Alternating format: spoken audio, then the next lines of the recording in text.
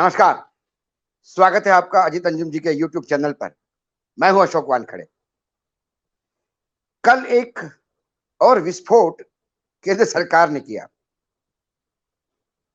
कल parliamentary affairs minister Joshi साहब ने, प्रहलाद जोशी जी ने ट्वीट करके बताया कि एक विशेष सत्र लोकसभा का बुलाया जाएगा और ये जो सत्र है ये 18 सितंबर से 22 सितंबर 5 दिन का होगा।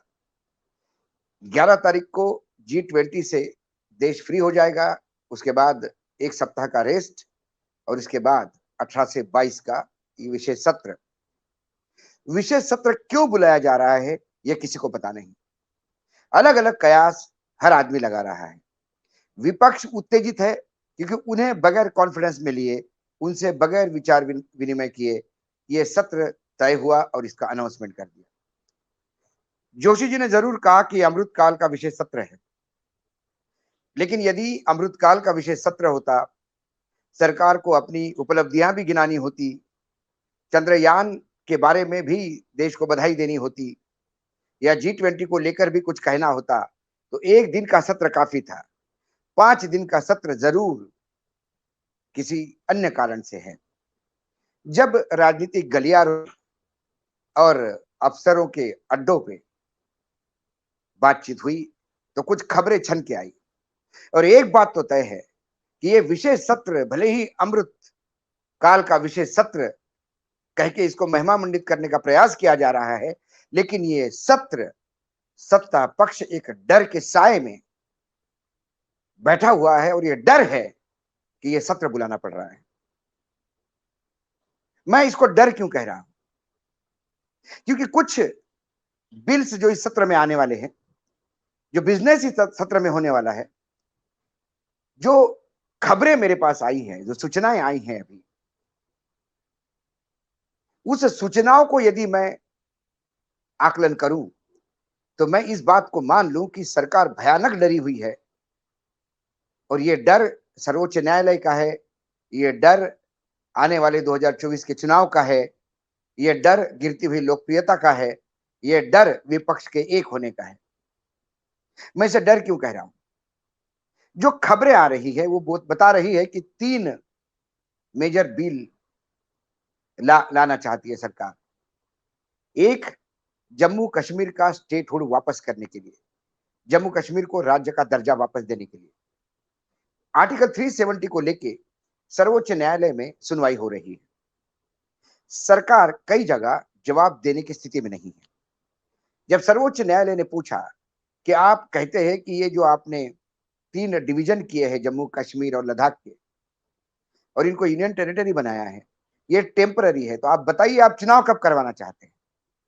सरकार यूं ही चुनाव की डेट नहीं दे सकती या चुनाव का समय नहीं बता सकती जब तक उसे राज्य का दर्जा वापस न दे, क्योंकि आर्टिकल 370 और 35A के समय ही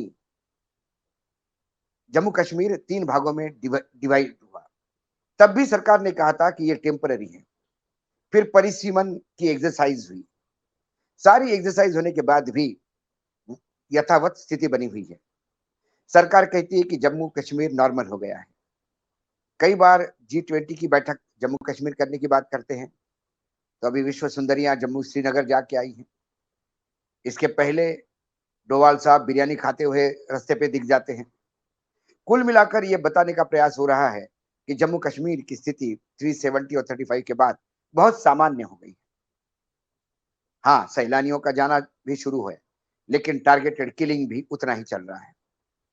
कुल मिला के सरकार को यदि सर्वोच्च न्यायालय में चुनाव की डेट भी देनी होगी या टेंटेटिव समय भी देना होगा, उसके पहले राज्य का बहाली बहुत जरूरी है। तो ये विशेष सत्र में जम्मू कश्मीर के राज्य की बहाली हो सकती है, ऐसा एक बिल आने की चर्चा उद्योग मतलब राजनीतिक गलियारों में और अफसरों के अड्डों में सुनाई दी। दूसरा जो बिल है वो है, मतलब दूसरा जो एक रिपोर्ट है कमीशन की, उसको एक्सेप्ट करना है। जी रोहिणी कमेटी की रिपोर्ट। अब जी रोहिणी कमेटी क्यों है और डर क्यों है ये भी बताता हूं। अक्टूबर 2017 में एक नोटिफिकेशन के जरिए ओबीसी की कैटेगरी की एग्जामिनेशन के लिए, सब कैटेगराइज करने के लिए ओबीसी की लिस्ट को, ये देखने के लिए कि जो ओबीसी का रिजर्वेशन है वो ओबीसी के विभिन्न क्लासों में सही जा रहा है या एक क्लास ही उसका उपयोग ले रहा है और बाकी नहीं। ये सब एक्सरसाइज चल रही है और इसी के लिए 2017 में एक नोटिफिकेशन के जरिए जस्टिस जी रोहिणी, जो दिल्ली हाई कोर्ट की रिटायर्ड चीफ जस्टिस थी, उनके अध्यक्षता में एक कमेटी बनी और उस कमेटी को पूरा ओबीसी की लिस्ट फाइनल करना, उसमें कोई मिस्टेक्स है, स्पेलिंग मिस्टेक्स है, कुछ कैटेगराइजेशन है, उसका देना, नहीं कुछ आ रहा है, जब पुराना कोई एक्स्ट्रा है जो नहीं है वो इंक्लूड किया गया है, इसका पूरा ये करके फिर उसका एक साइंटिफिक मेथड से ये जुगाड़ करना या इसका रिजल्ट देना कि साइंटिफिक मेथड से सही आरक्षण सभी कैटेगरी के पास कैसा इक्वल पहुंच सकता है, इसका भी एक फॉर्मूला तय करना, ये काम उनको दिया था। अक्टूबर 2017 में नोटिफाइड हुआ। उसके बाद इस कमिटी को 13 बार एक्सटेंशन मिला और अल्टीमेटली अगस्त 2023 में, 23 अगस्त को 2023 में इनने राष्ट्रपति मुर्मू जी के पास ये रिपोर्ट सबमिट की। अब ये रिपोर्ट सरकार टेबल करना चाहती है शायद लोकसभा में और फिर उसको एक्सेप्ट करना चाहती है। ये डर किस बात का? ये डर इस बात का है कि जम्मू कश्मीर, बिहार का एक केस ऑलरेडी सर्वोच्च न्यायालय में चल रहा है और वो है जातिगत जनगणना। जातिगत जनगणना को लेके पूरा इंडिया गठबंधन लामाबंद हो गया है। इंडिया के हर पार्टनर जातिगत गठबंधन, जातिगत जनगणना के पक्षधर में है। बीजेपी जातिगत जनगणना का खिलाफत कर रही है। जातिगत जनगणना से डर इस बात का है कि जब जातिगत जनगणना होगी तो ये पता पड़ जाएगा किसकी कितनी तादाद है और उतनी उसकी भागीदारी होनी चाहिए सत्ता में। ये डिमांड निकले क्योंकि ये कैटेगराइजेशन बहुत पुराना है। नया समीकरण क्या कहता है और ये कहीं ना कहीं बीजेपी के ओबीसी वोट बैंक जो बीजेपी का खास है उसको छेद करता दिखाई देता है। ये डर है कि जातिगत जनगणना के इस वार को निष्फल कैसा किया जाए। यदि रोहिणी कमिटी की रिपोर्ट एक्सेप्ट करते हैं तो उसमें बहुत सारा जुगाड़ इस जातिगत जन मतलब ओबीसी कैटेगरी का कैटेगराइजेशन, ये सारी बात होगी। लेकिन मूल मुद्दा जो बीजेपी समझ नहीं रही है, जो रोहिणी कमेटी भी होगी वो सारा जो भी कैटेगराइजेशन करेगी या साइंटिफिक मेथड से डिस्ट्रीब्यूशन ऑफ रिजर्वेशन सबको मिल जाए, आरक्षण का फायदा सबको मिल जाए, ये करेगी। लेकिन इसके लिए भी लेटेस्ट जनगणना के आंकड़े चाहिए। लेटेस्ट जनगणना के आंकड़े सरकार के पास 2021 के हैं, लेकिन उसके बाद सरकार वो दबा के बैठी है।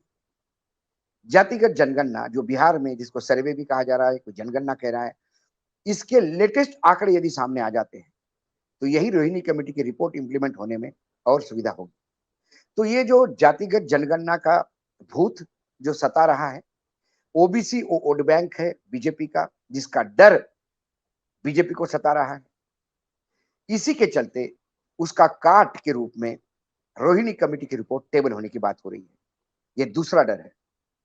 तीसरा डर, इंडिया गठबंधन एक होना, पांचों राज्यों के चुनाव अब सर पे है, लगातार 3 हार, हिमाचल, दिल्ली और कर्नाटक। दिल्ली म्युनिसिपल कॉर्पोरेशन, ये दिल्ली स्टेट इतना ही बड़ा, ज्यादा पावर है उनके पास वर्तमान स्थिति में देखा जाए तो। 15 साल से बीजेपी वहां बैठी हुई थी। 15 साल की बीजेपी की सत्ता को आम आदमी पार्टी ने हाशिए पे कर दिया। हिमाचल, दिल्ली और कर्नाटक, कर्नाटक की भारी हार, इससे बीजेपी बैकफुट पे है। आने वाले समय में 5 राज्यों के चुनाव है। मिजोरम, जहां कुकीज के इशू पे शायद बीजेपी को पैर रखने को जगह ना मिले। तेलंगाना, जहां बीजेपी है नहीं, कांग्रेस वर्सेस बीआरएस है। छत्तीसगढ़, मध्य प्रदेश, राजस्थान में, छत्तीसगढ़ में बहुत बढ़िया एज है कांग्रेस को। मध्य प्रदेश, राजस्थान की बात करें तो मध्य प्रदेश में वर्तमान में कांग्रेस का अपर हैंड दिखता है। बीजेपी जितोड़ कोशिश कर रही है कि अपनी सत्ता वहां बनी रहे और कांग्रेस पूरी तरह से लगी हुई है कि सत्ता जो उनकी छीनी गई थी वो वापस ले। बीजेपी के संगठन में जो विद्रोह है वो कहीं ना कहीं बीजेपी को और पीछे ढकेलता है। तो मध्य प्रदेश में भी हालात ठीक नहीं और राजस्थान में कांग्रेस से ज्यादा झगड़े बीजेपी में है, 4 लोग 4 तरफ से हैं। तो ये जो 4 डर है मेजर, ये तीन इसका एक डर है कि यदि इन सभी राज्यों में हम हार जाते हैं तो हम करेंगे क्या। उसके बाद 3 हार पहले और ये 5 हार यदि जोड़ दे तो 8 जगह पे लगातार चुनाव हारने के जो ठिकरा है वो मोदी जी के चेहरे पे पड़ेगा। एक परसेप्शन बनेगा कि मोदी है तो मुमकिन है वाला टैगलाइन अब खत्म हो गई है। वैसे ही 3 जगह पे हार आने पे ऑर्गेनाइजर जो मुखपत्र है संघ का, उसने बड़ा क्लियर कट बोल दिया था कि अब हिंदुत्व और मोदी जी दोनों चल नहीं रहे हैं। ऐसे में क्या ये सभी 2024 के चुनाव लोकसभा के, क्या बीजेपी फिर मोदी जी के चेहरे पे उस परसेप्शन के साथ चली जाएंगी। 2019 और 2024 के बीच बहुत गंगा में पानी बह चुका है। जो स्थिति 2019 में कांग्रेस पक्ष की थी, जो बीजेपी की यूनाइटेड थी, आज विपरीत है। बीजेपी बिखरा हुआ है और विपक्ष यूनाइटेड दिख रहा है और कांग्रेस मजबूत दिखाई दे रही है। 2019 में पुलवामा का तड़का लगा था। इस बार क्या वो तड़का काम करेगा?